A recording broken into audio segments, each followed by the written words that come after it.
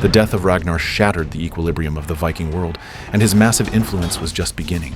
In this battle, Bjorn defeated the seemingly invincible Ivar with strategic terrain and accurate anticipation of the enemy. Meanwhile, the situation in England was also drastically changing. King Ethelwulf passed away due to a small bee sting. His sudden death plunged Wessex into confusion. The most urgent matter was to choose a new king. As the rightful eldest son, Ethelred should inherit the throne. But this was precisely the root of the conflict. In Judith's heart, Alfred was the more suitable person to be king, and Ethelred was just a good commander. So Judith asked Ethelred to give up his right of succession to the throne. Unable to accept this, Ethelred angrily left. Then Judith found the council minister, asking him to support Alfred at the next day's election meeting. This demand, which went against tradition, obviously put the minister in a difficult position. However, Judith didn't care, and promised him the position of archbishop in return. But she didn't expect that he would suddenly change his decision during the selection meeting. This took Judith by surprise. However, Ethelred, who was deeply opposed to giving up his place before, actively renounced the throne. His words immediately stirred up the nobles. They preferred a brave king rather than Alfred, who was frail and frequently ill. Seeing this, Ethelred once again expressed support for his brother. Therefore, the nobles could only choose to compromise. And so, King Alfred the Great ascended to the stage of history. After the war, Northern Europe was shrouded in darkness. Harold, who lost the first battle, began to blame Ivar. He began to criticize Ivar's strategy. But Ivar countered that the previous plans had all been approved by Harold. As they were arguing, Hvitserk thought of the key to changing the situation, Rollo, because Rollo had once said that if they needed help, they could directly seek him out. With Ivar's agreement, Hvitserk immediately set off. Before long, Hvitserk brought back a huge number of Frankish ships and soldiers.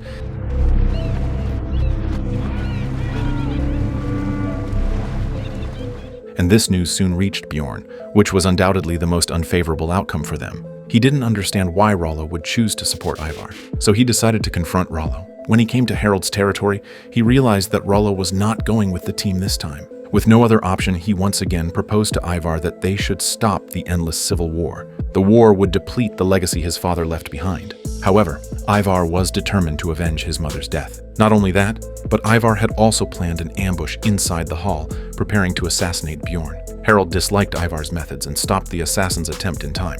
This allowed Bjorn to leave safely. At this time, Lagertha in Kattegat began to lobby Haemund, because in the first battle, she witnessed Haemund's capabilities. She hoped that Haemund would fight for her. They had conversations discussing their understanding of religion, life, and emotions. Unbeknownst to her, Haemund had already been captivated by her. After nightfall, he dragged his seriously injured body to find Lagertha, even in the face of the humiliation of the Vikings. As dawn came, he kneeled in front of her, swearing loyalty and pledging to fight for her. Lagertha picks up his sword. He has Lagertha's approval.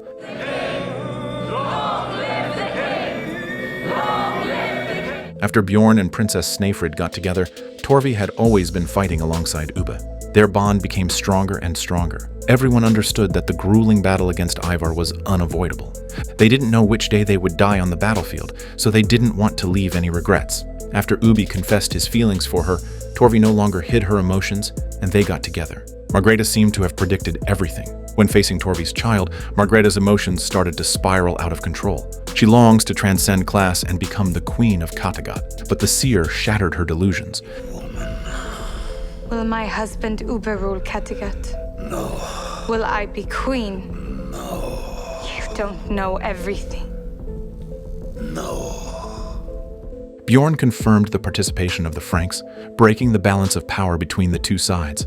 Everyone knows that the gods have already determined the outcome of this battle. Ivar would destroy Ragnar's dream, and all they could do was to prepare for the war. Meanwhile, another conflict was spreading on a solitary island. As a radical religious fanatic, Floki had led his followers to Iceland.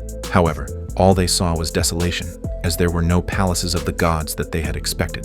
They even doubted if this was a land of evil.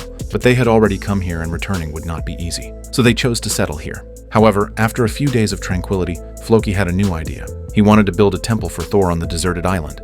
The moment he mentioned this, it ignited the disputes between two families. The Keitel family was willing to provide the location for the temple, while the Eyvind family did not understand this. Floki wanted to build a temple while they didn't even have a secure home. Moreover, winter was coming, and they might starve to death. But they had no choice as the majority supported Floki, so the temple was built in an orderly manner on the desert island. Floki has already seen through Eyvind's intentions. His purpose is to trigger a rebellion. He wanted to plunge everyone into chaos and violence and seize power. However, just as the temple was about to be completed, the conflict between the two families escalated again.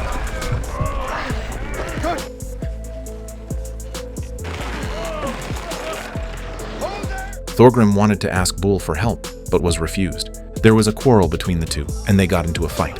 Fortunately, both parents came out to stop it, and the farce ended. Yet things didn't end there. As Floki was making a sacrifice to Thor, Bull came to make trouble again. His behavior directly violated Floki's bottom line, and Bull almost paid with his life. Floki restrained himself and left in extreme anger.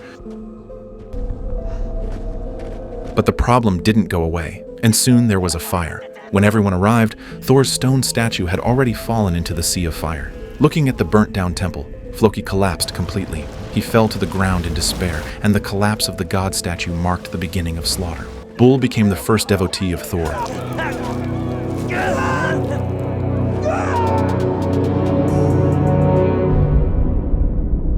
Floki left tearful and in pain, sitting overnight amidst the rubble. The following day, Thorgrim's body appeared in the hot spring. The desolate island was shrouded in darkness, and Floki seemed to be at a loss. He planned to offer himself as a sacrifice to appease everything.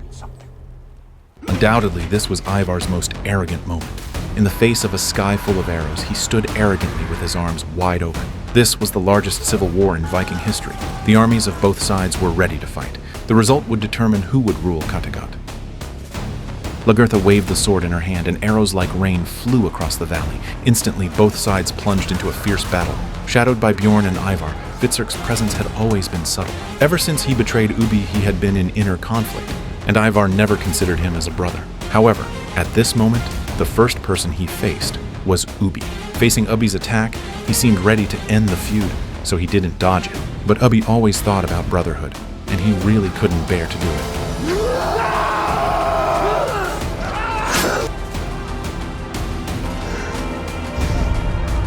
Also suffering in this battle was Halfdan. He fights for Bjorn, but against his own brother Harald. During the voyage with Bjorn, he had gained a deeper understanding of the meaning of life. At this moment, he was ready to repay his debt to Harald. War is always cruel.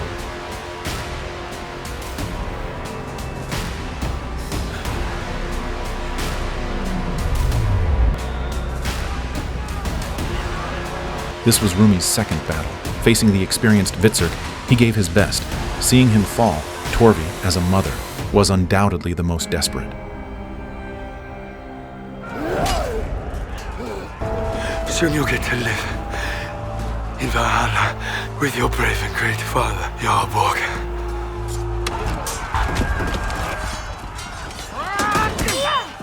Lagertha had experienced the richest love and hatred, with both men and women willing to give everything for her. Astrid had once suffered humiliation for her, but later, Astrid was moved by Harald's deep affection. She already had a child in her womb, but unfortunately, it was not Harald's, and she was tormented by it. Please, tell me your sorrow. I can't. Perhaps dying would be a relief for her, leaving Lagertha with only endless pain. Astrid, I am happy to see you again. whatever has happened, I don't want to fight you. But that's how war is. It won't stop due to personal sacrifices. At this moment, the fierce battle on both sides had reached a fever pitch. Kattegat's warriors have tried their best, but looking at the overall situation, Ivar seems to have a sure chance of victory. But Lagertha's anger was still erupting, and she wielded her blade, cutting down enemies relentlessly. Her sword pointing at Ivar, her eyes filled with murderous intent. Ivar was successfully provoked, and he signaled, and the Frankish soldiers charged forward. Seeing the enemies rushing at him, Bjorn knew they could not win, so he had no choice but to order a retreat.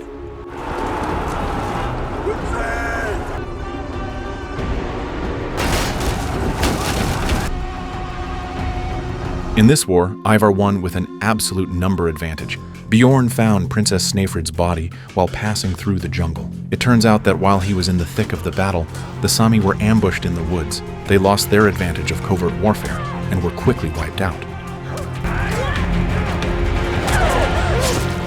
However, he didn't have time to mourn. They had to return to Kattegat. They had to quickly pack and leave because Ivar would certainly not let them off. Due to her extreme grief, Lagertha's golden hair turned silver. After Bjorn's defeat, Ivar led his army and successfully took over Kattegat. The people had no choice but to submit to him. Yet even as a king, he was not satisfied. As long as Lagertha lived, the flames of his revenge would not be extinguished. Also feeling empty was Harold, who killed his own brother with his own hands. And his beloved Astrid also died pregnant, though he didn't know who the father was. While the two were confiding in each other, a woman entered Ivar's sight. Take a look around! Her appearance seemed to touch Ivar's heart. Soon after, Rollo arrived with his guard at the banquet. It was clear he came to share the spoils. But by now, he was already a Duke of Normandy. The throne and land of Kattegat held no appeal to him. What he really wanted was news about Bjorn and Lagertha. We had a tradition of hospitality. At this time, Bjorn was taking refuge in a thatched cottage. This was also where Rollo had brought Ragnar's family to escape years ago. But hiding here was not a permanent solution for them, because Ivar's soldiers will find this place soon. Their biggest problem at the moment was where to go, and Lagertha was not willing to accept such an outcome. Wherever they go in northern Europe, Ivar will find them. Just as everyone was at a loss, Haemund thought of a place: England. He said he would appeal to King Ethelwulf. They would be granted protection if they were willing to fight against the invading Vikings together. At this point, he didn't know that Ethelwulf had already passed away. Meanwhile, Ubbi was still thinking about the legal land Egbert had once signed for. Perhaps tired of constant fighting, Lagertha accepted Haemund's proposal. Let's go to England. The next day, Rollo found them with ease. When Bjorn saw him, he was filled with hatred for Rollo. Lagertha, too, didn't understand why Rollo would help Ivar. At this time, he said that Bjorn was his son. Lagertha didn't seem to deny it. She was just thinking of Bjorn. She hoped that Rollo wouldn't tell Bjorn about it. However, Rollo revealed the secret to Bjorn. Upon hearing this news, Bjorn was not particularly surprised. Rollo wants Bjorn to come with him. However, the moment Rollo joined forces with Ivar to wage war on him, Bjorn had already made his decision. Upon returning, the more Bjorn thought about it, the angrier he became. So he drew his battle axe, ready to strike at Rollo. In Bjorn's eyes, Rollo was a traitor. Years ago, because of his betrayal, his mother was nearly lost in the Seine. Despite being held back by everyone, Bjorn couldn't bring himself to do it in the end. Still, when Rollo returned to Kattegat, he revealed Lagertha's location to Ivar. But at the same time, he presented his conditions to Ivar. Thinking of the chance to kill Lagertha, Ivar accepted his terms without hesitation. But by the time they arrived, there were no signs of them. Ivar was infuriated, as Rollo had left Kattegat with his troops. However, he wasn't entirely without gains, for Ivar found Margreta here. Meanwhile, Bjorn covertly infiltrated Harold's territory. They silently killed a few guards and stole a ship.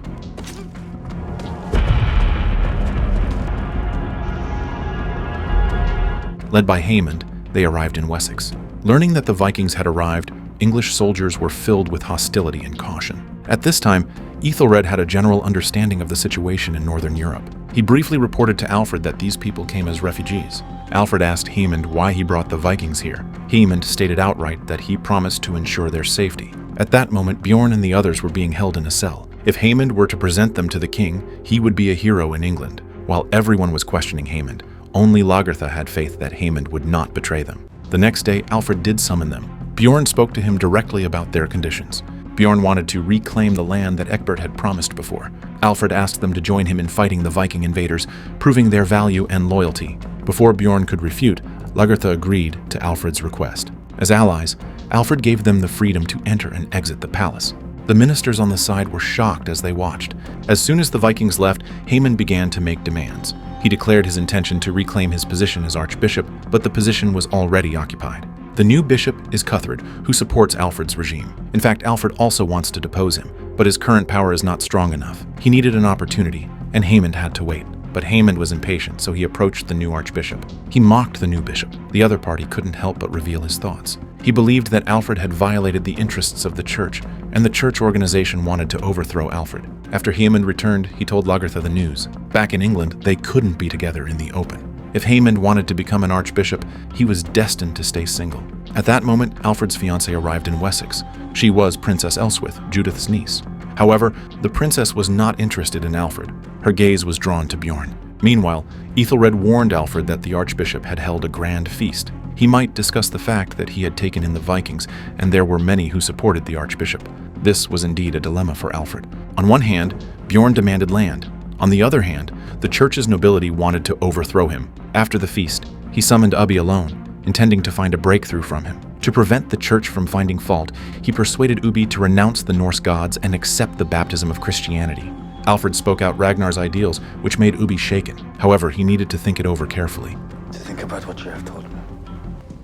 During this time, Alfred ignored Princess Elsewith. This allowed Bjorn to approach Elsewith. So at night, the princess sought out Bjorn of her own accord. Meanwhile, Lagertha's and Haemon's relationship grew closer, but all this is under the surveillance of the Archbishop. So the Archbishop wrote a letter to Haemon, trying to threaten him with it. Domine Jesu Christi Panis Sancti.